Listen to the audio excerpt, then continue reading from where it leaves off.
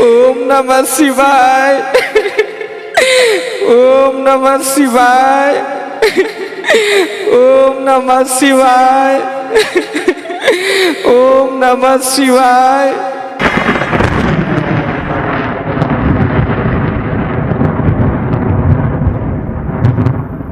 अरे उठो बालक, मैं तुम्हारी भक्ति से बहुत प्रसन्न है। मांगो, क्या मांगना चाहते हो? और बिलक बिलक के क्यों रो रहे हो तुम?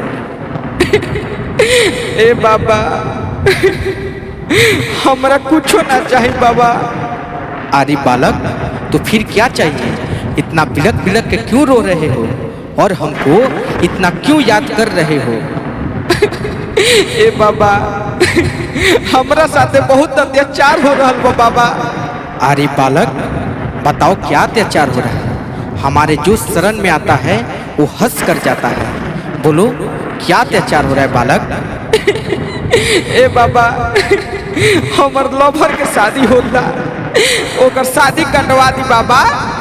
अरे बालक, ये तो हम नहीं कर सकते हैं। ए बाबा, शादी कटवा दी बाबा। अरे बालक, ये तो हम नहीं कर सकते हैं बालक।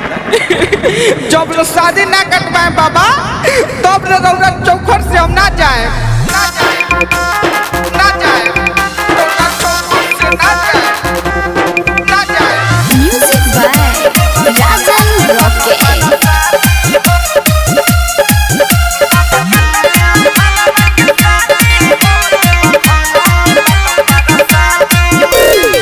रउआ से बाबा को दिले गोहार हो, सुनी लो दिलवा के हमारा पुकार हो। ए बाबा, रउआ से बाबा को दिले गोहार हो, सुनी लो दिलवा के हमारा पुकार हो। होता हमारा बर्बादी हो। बाबा का तो दिल भरवा के शादी हो, देवा घर में बटम पर शादी हो। बाबा का तो दिल भरवा के शादी हो, देवा घर में बटम पर शादी हो। अरे बालक, हाथ छोड़ो। ए बाबा, जब लोग शादी ना कटवाए तो अपने का हाथ छोड़ो बाबा। ओहो, तीनों की रिकॉर्डिंग स्टूडियो छाना।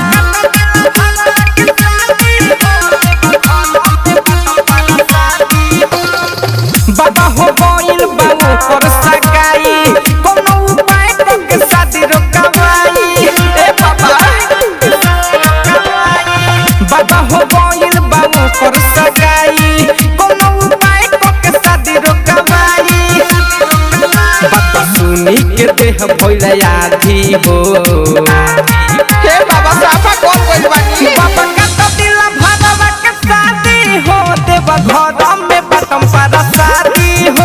बाबा का तो दिल भरवा के शादी हो, देवा घर में बटम पर शादी हो। Music by Rajan Rocket.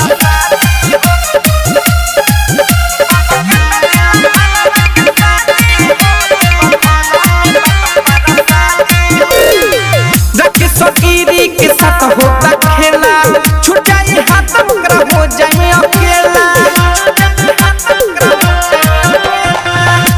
सकीरी के साथ होता खेला, छूट जाए हाथ ओकरा हो जाए अकेला।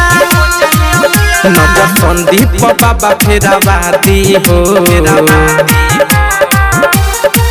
बाबा का तो दिल भरवा के शादी हो, देवा घर में बटम पर शादी हो।